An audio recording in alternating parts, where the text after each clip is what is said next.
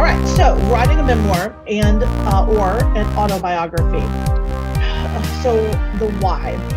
What is a memoir? So a memoir is, and we often use these interchange these names, but they do have a very specific purpose, a very specific meaning. A memoir is an actual, it's a time period or an event in your life. It's not your whole life.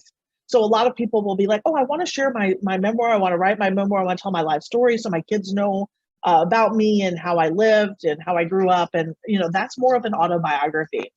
A memoir is actually where you write about like the time you climbed to the top of Mount Everest, or you had, whatever, it's something that happened in your life that it doesn't encompass the entire span of your life. All right. So why do you want to write a memoir? What are the reasons behind this? Some people will write down their story or what happened to them for healing, simply to get it out of them and get it onto paper. And there is something about that. There's something therapeutic about that. A lot of times people will write down something that happened to them to make sense of it. It's sort of like looking at it through a different perspective. Once we get it out and on paper, we can maybe see it through different eyes. For posterity's sake, for our kids, our grandkids, future generations, so they know where they come from. To help others who may have gone through the very same thing that you've gone through. Some people just write their story or start jotting it down in a journal just to write better. And then there's the whole idea of connecting with other people who've been through the same experience as you have. Oftentimes there's support and healing and encouragement with someone who's had a like experience. And those relationships can be healing. Who will read my memoir? Well, you've got some different choices. You've got some, when you write your story, it may be just for you. It may be to get it out of you. So no one, and you can always change your mind later. So says something happens to you, you jot it down, you tuck it in a drawer, and someday when the pain is less, or when you've looked at it through a different lens, you may say, you know what, my family needs to read that. Or maybe you're writing it for them now, or friends, or people who are currently going through the same, or the public. So you have to decide ahead of time why you're writing it and who you're writing it for. All right, and what is going to be the feel of your memoir? So the more of these humorous, serious, tragic, intense, a mixture of all of them, I like to write bringing in as many emotions as I can to the equation. The more that we put in our books or our stories, and this is across the board, honestly, whether it be a memoir, fiction book, is the more you use the varying emotions, the more you're going to relate to the reader. And so you have to decide, it's tough to write humorous. I don't know if anyone has tried it, but it is hard. Serious, tragic, intense. So a mixture of all of them. It's really good. I mean, obviously, like A Child Called It, that was tragic. It's sad, tragic, intense. I don't know that there was any humor in that book at all. It's been a while, but I don't think there was much of anything. And so what emotions do you hope to evoke from your reader, from them reading your story, and why? So in our group yesterday, when I was teaching this, we were bringing up the different emotions that can be evoked, and what is our goal with that? So for instance, say you have, maybe your dad, let's just bring that, this is fictional, but maybe your dad abused you as a child. And so you haven't forgiven, you haven't let go of that, or come to grips with it, say not let go. I don't think that's something you ever let go of, but come to grips with it. And you want to embarrass him. So what is the purpose of writing this? So make someone angry, so there's lots of things that a person writes for. I was reading one account of a gal, I believe it was a teacher, who exposed something going on in her district.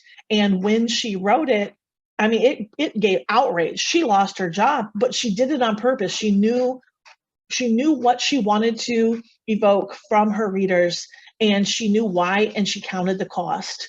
So it depends on, what your story is, who's involved, and what exactly you hope to do with that.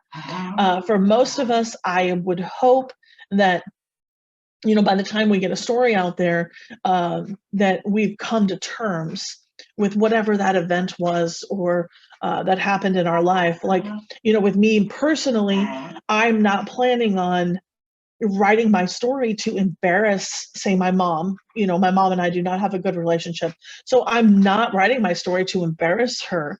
I'll be writing my story to help other people who've gone through what I've gone through heal, and to understand that, that even if we have a mom who really does not care for us, does not love us, doesn't want anything to do with us, that doesn't mean that God doesn't, And so everyone's got a story, and whether or not you choose to share it, you're going to have to come to some idea of what you hope comes from sharing that story if you choose to share it.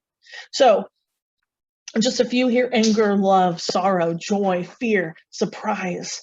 I mean, you can add to that list, like I had mentioned, there's revenge, there's, just, all kinds of things here that you could add to this list. So it's really about what it is, what you want your reader to take away. So how is your story different?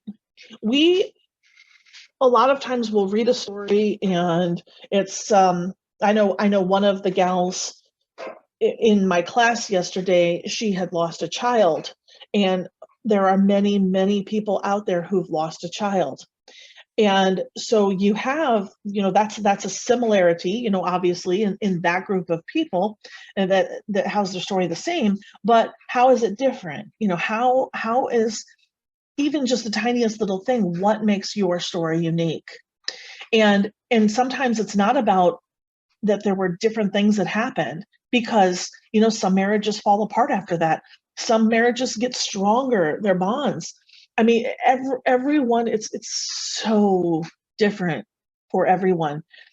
But the thing is how you tell your story, no matter what that story, or how many people who've gone through something similar, it's how you tell your story that there's some people out there who need to hear it the way you tell it. And that's what I tell all of our authors. It's like, look, I said, you are unique. You are what is unique about your story. So know that it's it's really how you put words to paper in your voice, and how you're going to relate to people and help them get through the same things that you may have been through.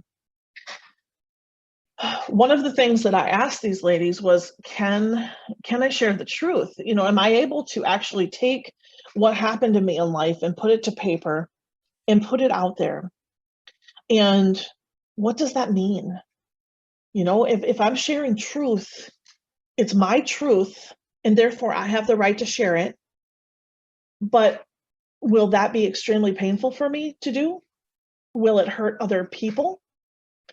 Would I open myself up to a potential lawsuit? And could telling my story be a danger to myself or others? So sometimes when that pain is really raw, like it just happened or shortly thereafter, and telling it is tough.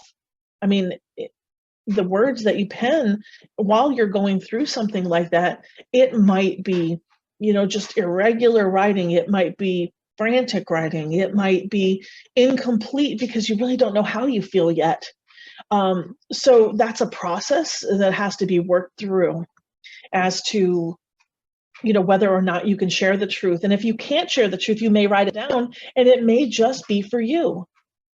So, and there's nothing wrong with that. And there's nothing wrong with changing your stance on that later.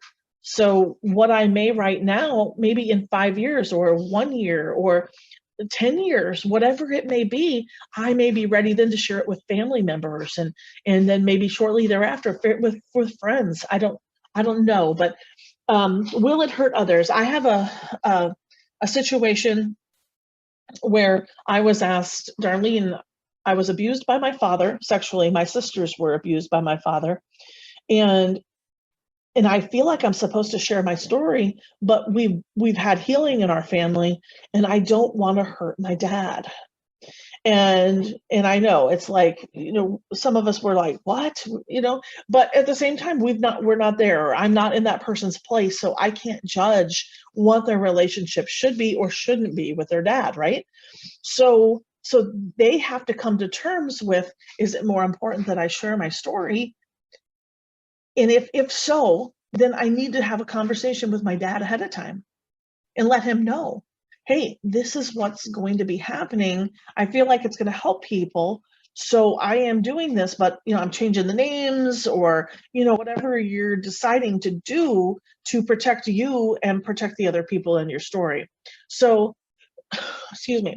So will it hurt others? And let's face it. I mean, I'm not comparing any of us, of course, to a an abuser, okay? But we have done things in our life that are hurtful. There's things that we've done that we just shake our head and say, what was I thinking? And so, think about, put yourself in that place, and it's like, would I be okay with them sharing the truth about me? And would I be okay with me sharing the truth about me? And it really makes us, kind of think about what it is, what are we doing, and why are we doing it? So opening yourself up for a lawsuit, it's if you are speaking in definites. So my husband was dealing drugs, and no, not Dan, he's pointing to himself. So my husband was dealing drugs, and he bought this car with drug money, and then he went out and got into an accident. And I'm speaking in absolute, or you could say, you know what, I'm pretty sure my husband was dealing drugs, and that just kind of takes out that absolute. So that's one way to word things. And the other thing is if this happened to you, it's your story to tell. Okay? If it happened to you, it's your story. You own it. Even if other people are in it who are not going to be looked upon with a good light. So the question becomes, is you may have someone try to sue you over that, even though it's your story, even though you have the right to tell it. And the least one lawsuits for in writing are memoirs, because these are our stories. So, but you will have to spend money to defend yourself. So it might be easier, and I'm not saying cover up anything or change the truth, but I am saying it might be easier to change a few little things, tweak a few little things, change the name, change the profession, change the setting. So, and we're going to get into that here a little bit more. But the other thing is could telling my story be a danger to myself or others?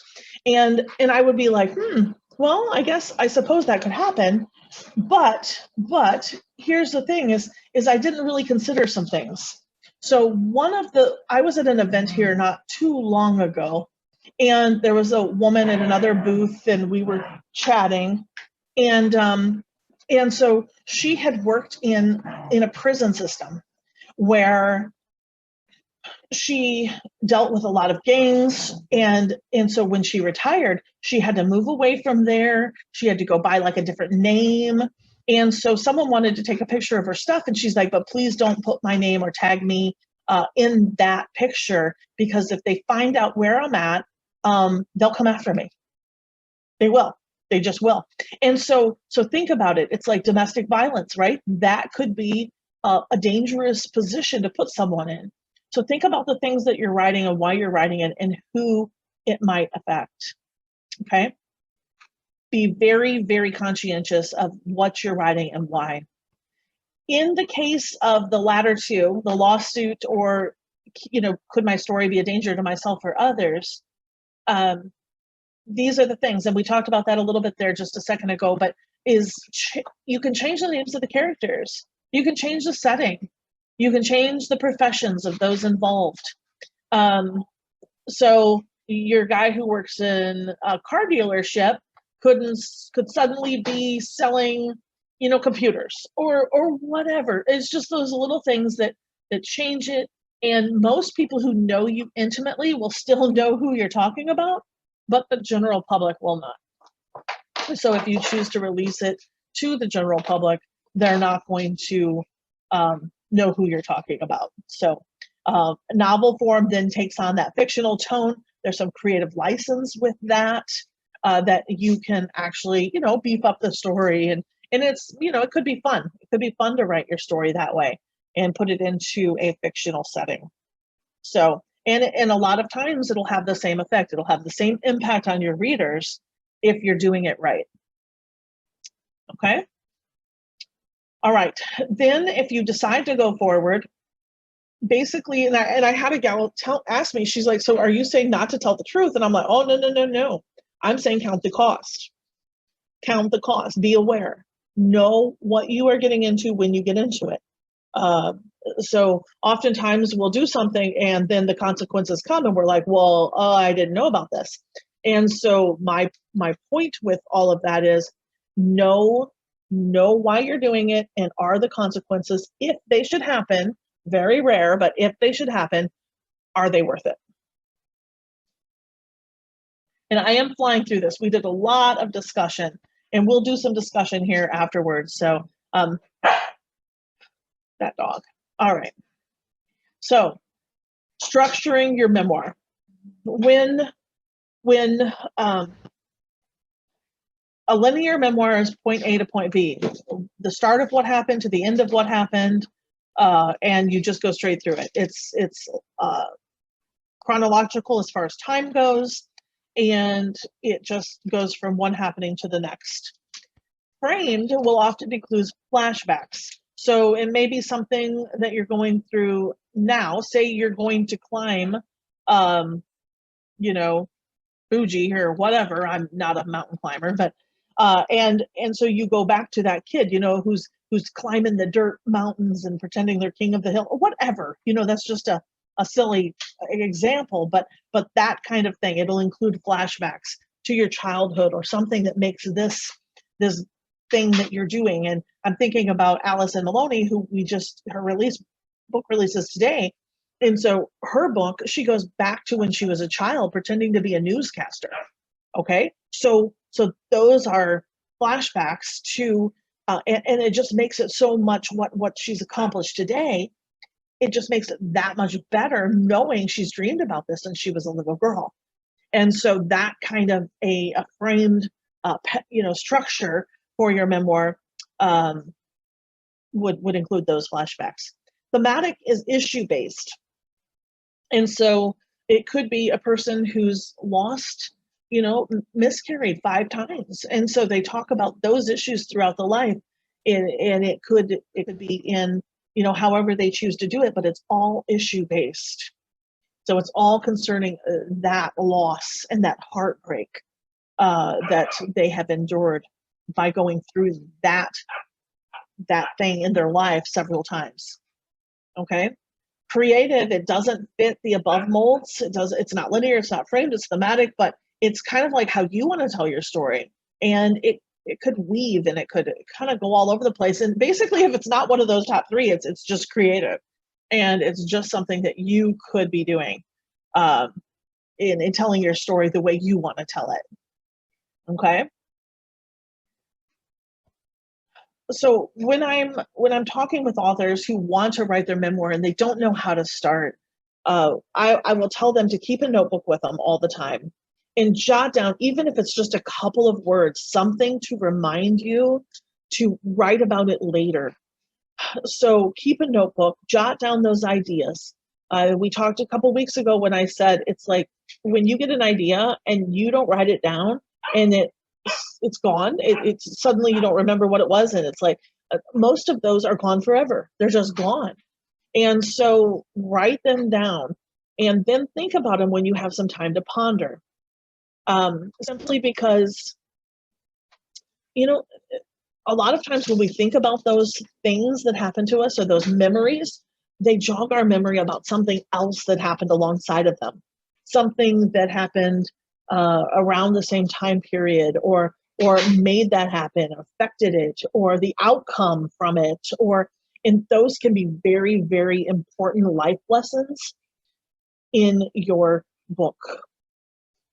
Okay, save them when you get home, jot those, or wherever, and just jot those ideas down, put them in a file called my book, and then take time and write about each one of them individually. So when Uncle Joe took me fishing, and just write that in your notebook. Well, when you get home, you're gonna compose this entire story about how Uncle Joe took you fishing, you fell out of the boat, you caught the biggest fish you've ever caught. I mean, you're going to write the whole story, and then you're just going to take that 2 pages or 3 pages or whatever it is, and you're going to save that into the file. And then later on, you can go through them and say, hey, which ones fit with what I want to accomplish with my book? So you may not put them all in there, but they are going to jog your memory and bring up things that are important for your book, things that you want your family to know, or you want that person who's had miscarriages to know, or whatever it might be. Okay, so it really helps you get to the heart of your story, of truly what your story is. And then, like, what important lessons have you personally learned from your story? And are those some of the same lessons that you want readers to take home? So what their takeaway is. Choosing a title. All right, I'm gonna tell you a little story, and this is getting real personal. It's being really transparent. So choosing a title when you're talking about writing your story, it should be something deeply personal, something that evokes emotion for you, and then will tie into your story and evoke emotion in the reader. So, little story about me. When I was a child, my mom got pregnant with me out of wedlock. Found out she was pregnant, and then she got married and ended up having 3 more children. But mom had a hard life. She was treated very poorly as a child, and when my aunt was born first, my aunt is 10 months older than my mom, and she was born, and she's just this adorable little girl, blonde hair, blue eyes, beautiful. And then my mom, as she was starting to, red hair, freckles, and my grandfather's family was extremely cruel to her. So very, very cruel. They would take dirty diapers and rub her face in those diapers, telling her that would help her get rid of the freckles, that it would help her become pretty. Well, as I was growing up and as a child, I did not have much of a relationship with my mom, and I was afraid of her. And so I have very, very few memories. But one thing is I never felt adequate. I never felt like I was enough. And I never felt like I was a pretty little girl. Okay, so I was gangly. I was homely looking. I had freckles too. I was just long and skinny, and my ears stuck out of my hair, and you could just see my ears poking right out sides of my head. And so it was a little bit of a modern day, well, however many years ago, modern day Cinderella story, where I had to take care of my younger sister and 2 brothers. And part of the reason that my mom disliked me so much is when she got pregnant with me, she had finally found something that she was good at, and found a way to use it, and that is voice. She has a very good voice and was singing, and then suddenly found herself pregnant with a baby. And so I took the attention. It's like when someone has been through something like that and they find a way to, um, they find a way to be in the limelight. They find a way to be in everyone's attention, just to be the center of attention, like she did with music. And then suddenly you have a baby. Well, what happens when you have a brand new baby? Everyone's eyes are on the baby, not the mom, right? Most of us as mothers are very proud and it's awesome, and we wouldn't have it any other way. But with her, with as much pain as she had endured through her child, and I'm not making excuses, so trust me. But at the same time, I do understand, and so she resented me from the time I was born. Let's just put it that way. So fast forward to I was about 8, 9 years old. I was helping my younger sister, brothers, and the neighborhood children. We lived in a apartment building. It was basically like, I don't know, basically welfare apartments, the kind, and living there, and I was helping them build a fort. We had a bunch of woods around the apartments, and I picked up a chair and I turned, and a branch went straight through my eye, and so the next thing I was passed out. I woke up. I was in an ambulance bed. They were taking me to the hospital. They had to do stitches inside my eyeball and all of this. And the doctor said that it is a miracle that I still had my sight in that eye. It barely. I mean, it was just a hair, less than a hair away from the pupil. And so when I went back into the doctor to have the bandages taken off and everything, he took the bandages off and he said something that impacted me for many, many, many years. And that is, he looked at me, this little girl, and he said, someday you're going to be beautiful. And in my eyes, I was just like crushed, I mean, it gave me hope, but it meant I wasn't beautiful right then. And to have a doctor say that to you, well, as a young child, you think, well, they know what they're talking about, right?